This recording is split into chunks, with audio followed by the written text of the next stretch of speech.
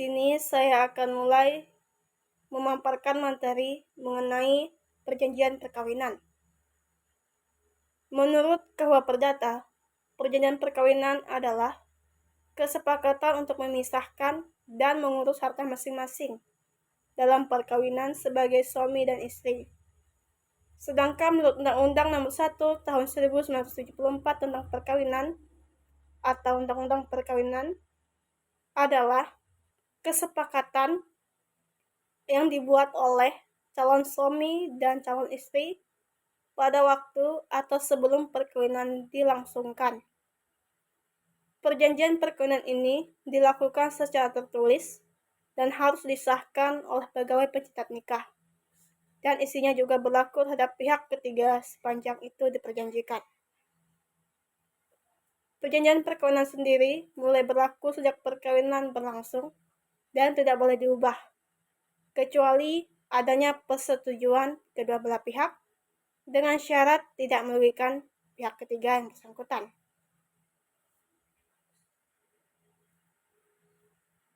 Sedangkan pengertian harta asal dan harta bersama menurut Undang-Undang Perkawinan adalah harta asal sendiri adalah harta yang dibawa masing-masing oleh suami atau istri ke dalam perkawinan tersebut dan pengelolaannya diserahkan kepada masing-masing pihak. Sedangkan untuk harta bersama adalah harta yang diperoleh selama perkawinan berlangsung dan pengelolaannya pun diserahkan kepada kedua belah pihak. Dalam pasal 147 KUH Perdata menegaskan bahwa perjanjian perkawinan harus dibuat dengan akta notaris sebelum perkawinan berlangsung. Sedangkan dalam pasal 29 ayat 1 Undang-Undang Perkawinan menegaskan bahwa pada waktu sebelum perkawinan berlangsung, kedua belah pihak atas persetujuan bersama dapat mengadakan perjanjian tertulis yang disahkan oleh pegawai pencatat perkawinan, yang dimana keabsahan dan keaslian perjanjian perkawinan tersebut cukup di hadapan pegawai pencatat nikah. Sedangkan dalam pasal 152 KUH Perdata menegaskan kembali bahwa perjanjian perkawinan tidak berlaku terhadap pihak ketiga sebelum didaftar di Kepaniteraan Pengadilan Negeri di mana perkawinan berlangsung, atau jika perkawinan tersebut berlangsung di luar negeri, maka di kepaniteraan di mana akta perkawinan dibukukan. Berbeda dengan pasal 29 ayat 4 Undang-Undang Perkawinan, yang dimana bahwa pada waktu sebelum perkawinan berlangsung, kedua belah pihak atas persetujuan bersama dapat mengadakan perjanjian tertulis yang disahkan oleh pegawai pencatat perkawinan, setelah mana isinya berlaku juga terhadap pihak ketiga sepanjang pihak ketiga tersebut bersangkutan. Jadi, berlaku mengikat terhadap pihak ketiga sepanjang termuat dalam perjanjian perkawinan tersebut. Dan berdasarkan dari uraian tersebut, terlihat perbedaan tentang perjanjian perkawinan menurut KUH Perdata dan Undang-Undang Perkawinan sendiri, di mana perbedaan tersebut terletak pada keabsahan dan kekuatan mengikatnya terhadap pihak ketiga.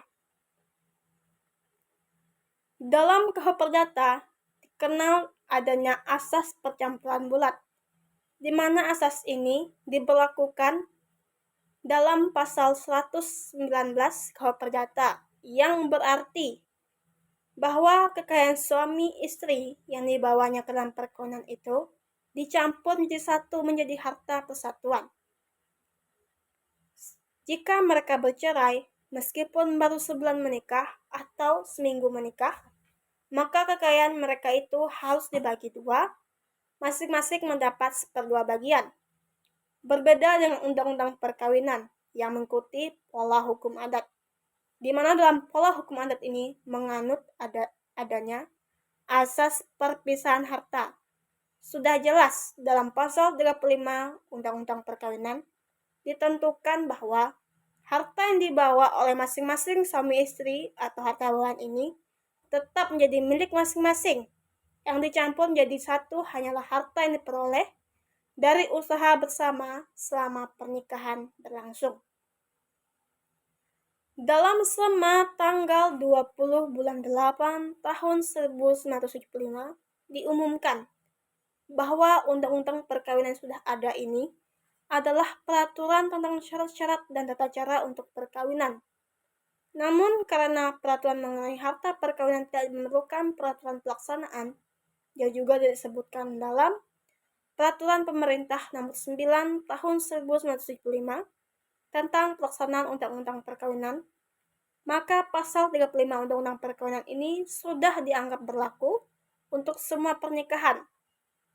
Intinya, kawin perlu dibuat dalam rangka antisipasi jika terjadi hal-hal yang tidak diinginkan dalam perkawinan. Maka perjanjian perkawinan ini sangat penting untuk mengantisipasi bila terjadi seperti halnya perceraian, hutang piutang pihak ketiga yang dilakukan baik oleh suami maupun oleh istri. Sedangkan dalam pasal 119 KUH Perdata dan pasal 29 Undang-Undang Perkawinan, kedua asas itu bisa dilakukan penyimpangan dengan adanya perjanjian perkawinan.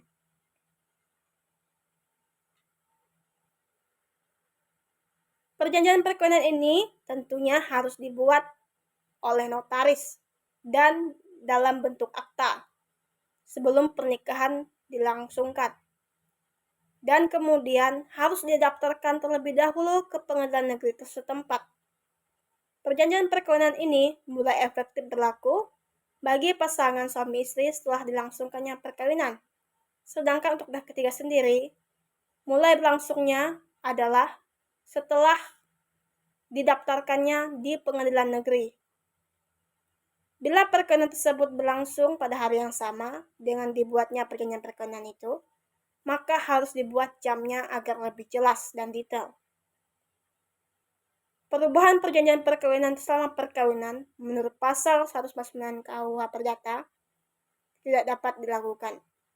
Sedangkan menurut pasal 29 ayat 4 Undang-Undang Perkawinan, perjanjian perkawinan hanya dapat dirubah jika keduanya setuju dan tidak merugikan pihak ketiga yang bersangkutan. Dalam perjanjian perkawinan pula, tidak akan berlaku jika tidak diikuti dengan perkawinan. Termuat dalam pasal 154 KUH Perdata. Dan dalam pasal 7 Undang-Undang Perkawinan ditetapkan batas pria untuk menikah, yaitu dengan usia 19 tahun dan bagi wanita 16 tahun. Dan yang berada di bawah pengampunan harus dibantu oleh mereka yang diperlukan izinnya untuk melangsungkan pernikahan. Termuat dalam pasal 191 KUH Perdata dan atas izin dari walinya, maka pernikahan tersebut dinyatakan sah jika tidak ada persetujuan dari wali ataupun pengampuan, maka pernikahan tersebut dinyatakan tidak sah. Sedangkan untuk isi perjanjian perkawinan sendiri, terserah kepada kedua belah pihak, baik si suami maupun si istri.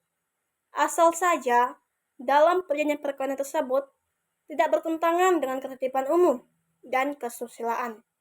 Dan selain itu, juga tidak boleh menyimpang dari ketentuan-ketentuan dalam KUH Perdata seperti dalam pasal 140, 142, dan 143 yang berisi: pertama, mengurangi hak suami sebagai suami maupun sebagai kepala rumah tangga.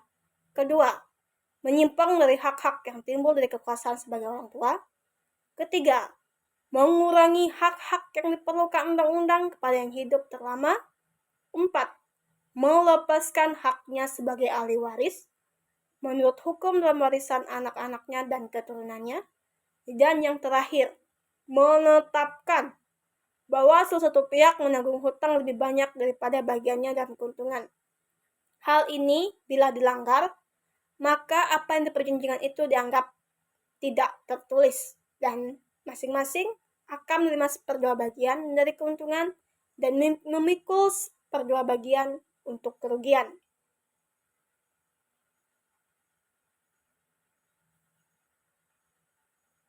Dalam hal ini, suami sebagai kepala persatuan rumah tangga dan mengemudikan urusan harta kekayaan milik pribadi istrinya tanpa adanya perjanjian perkawinan, maka terjadilah persekutuan harta antara suami atau istri.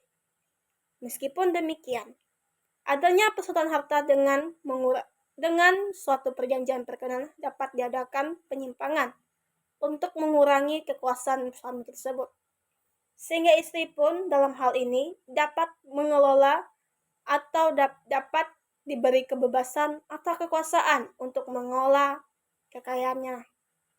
Dalam hal tersebut dapat diadakan dua penyimpangan yang dimana satu, dapat diperjanjikan bahwa si istri akan tetap mengurus harta bendanya, baik yang bergerak maupun tidak bergerak.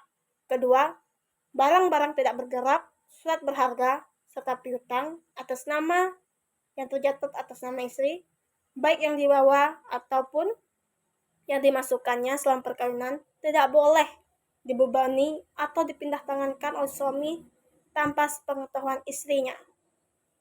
Dan hal ini mutlak. Untuk perjanjian perkawinan sendiri, ada beberapa jenis, yaitu perjanjian perkawinan dalam persekutuan harta benda,